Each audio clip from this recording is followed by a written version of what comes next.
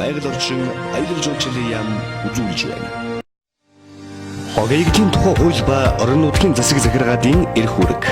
Иргэн та аялал суугаалгатаа хог хаягдлаа байгальд бүх хаяарай. Хэрэг таны аялж байгаа газар хог хаягдaltaй байвал цэвэрлүүлэх асуудлаар орон нутгийн захиргаанд шаардлага тавих бүрэн эрх танд бий.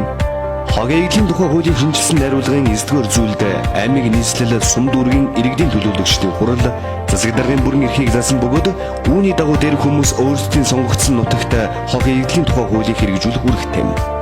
Сум дүүргийн засаг дарга дараах бүрэн эрхийг хэрэгжүүлнэ. Нутаг дэвсгэрийн хэмжээнд хог хаягдлын тухай хууль тогтоомжийг хэрэгжүүлэх, нутаг дэвсгэрт хамаарах олон улсын,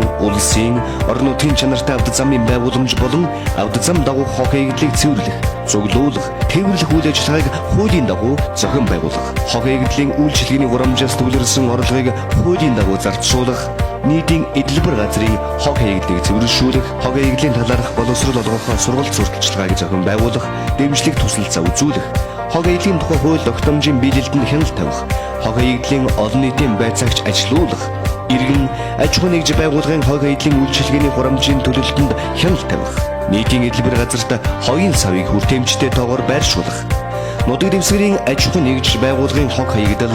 цас мөсийг хариуцсан цэвэрлэх, 50 м хүртэлх нийтийн эдлбэр газрын хилийн цагийг тогтоох, хуулийн дагуу ажиллах, хог хаягдлын олон нийтийн байцаагчийн урамшууллыг жил бүрийн төсөлд тусгаж, батлуулах, зарцуулалтанд хяналт тавих эрхтэй.